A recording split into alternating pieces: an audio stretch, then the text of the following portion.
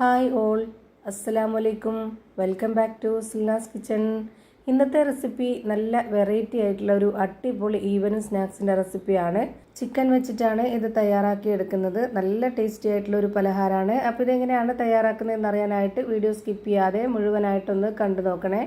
ആദ്യം തന്നെ ഈ ഒരു പലഹാരത്തിന് വേണ്ടിയിട്ട് നല്ല ഫില്ലിങ്സിനായിട്ടുള്ള ഒരു അടിപൊളി കൂട്ടാണ് തയ്യാറാക്കി എടുക്കുന്നത്. ഇതിനായി സ്റ്റൗവിലേക്ക് ഒരു പാൻ വെച്ച് കൊടുത്തതിന് ശേഷം ഫ്ലെയിം ഓൺ ആക്കി കൊടുത്തിട്ട് അതിലേക്ക് കുറച്ച് ഓയിൽ ഒഴിച്ചു കൊടുക്കാം. ഓയിൽ ഒന്ന് നന്നായിട്ട് ചൂടായിട്ട് വരുമ്പോൾ നീളത്തിൽ കട്ട് ചെയ്തെടുത്തിട്ടുള്ള ഒരു സബോള ഇതിലേക്ക് ഇട്ട് കൊടുക്കുന്നുണ്ട്. പിന്നെ കുറച്ച് കറിവേപ്പിലയും എല്ലില്ലാത്ത കുറച്ച് പീസ് ചിക്കനും ഇട്ട് കൊടുക്കുന്നുണ്ട്.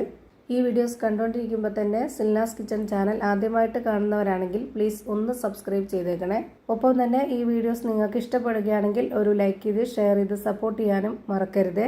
ഇനി ഞാൻ ഇതിലേക്ക് ഇട്ട് കൊടുക്കുന്നത് ഒരു ചെറിയ കഷ്ണം ക്യാരറ്റ് ഗ്രേറ്റ് ചെയ്തതും കുറച്ച് ക്യാപ്സിക്കം നീളത്തിൽ ഇതുപോലെ കട്ട് ചെയ്തെടുത്തിട്ടുള്ളതും 2 ഉണക്കമുളകും അതുപോലെ കുറച്ച് മല്ലിയിലയും ഇട്ട് കൊടുത്തിട്ടുണ്ട്.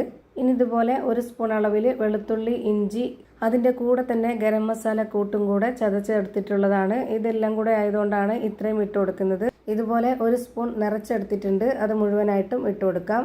ഗരം മസാല പൊടി ഉണ്ടെന്നുണ്ടെങ്കിൽ അങ്ങനെ ഇട്ട് കൊടുത്താൽ മതി. മുഴുവനായതുകൊണ്ടാണ് അതിൻ്റെ കൂടെ ഒന്നിച്ച് ചതച്ച് ഇട്ട് കൊടുത്തിട്ടുള്ളത്.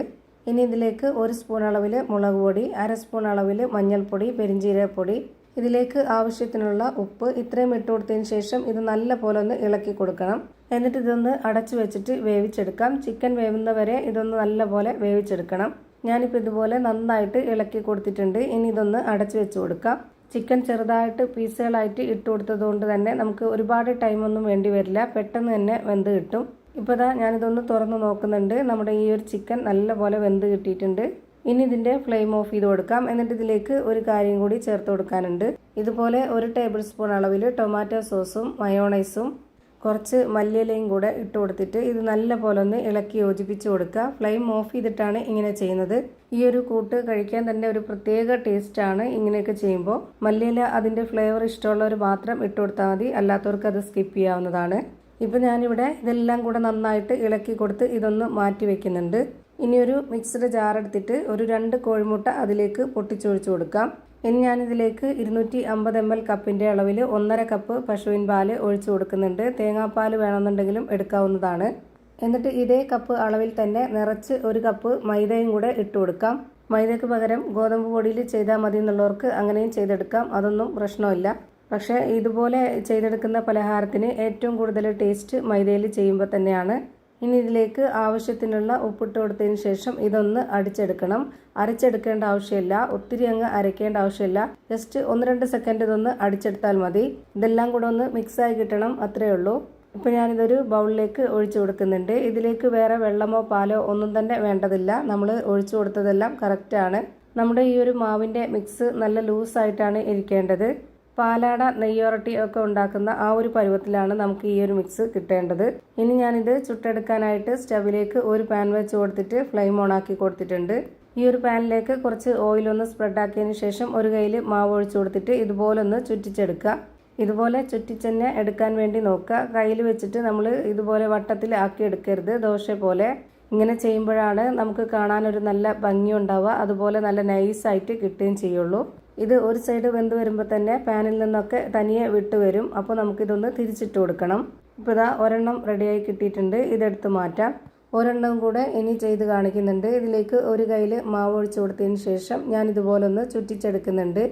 ഓരോ പ്രാവശ്യവും ഇങ്ങനെ ഒന്ന് ചെയ്തെടുക്കുമ്പോൾ നമുക്ക് ഓയിലൊന്ന് സ്പ്രെഡ് ചെയ്ത് കൊടുക്കണം. പിന്നെ ഇതിന് ഒരുപാട് ഫ്ലെയിമിൻ്റെ ആവശ്യമില്ല. മീഡിയം ഫ്ലെയിമിൻ്റെയും ലോ ഫ്ലെയിമിൻ്റെയും ഇടയ്ക്കുള്ള ഫ്ലെയിമിൽ ഇട്ട് കൊടുത്താൽ മതി.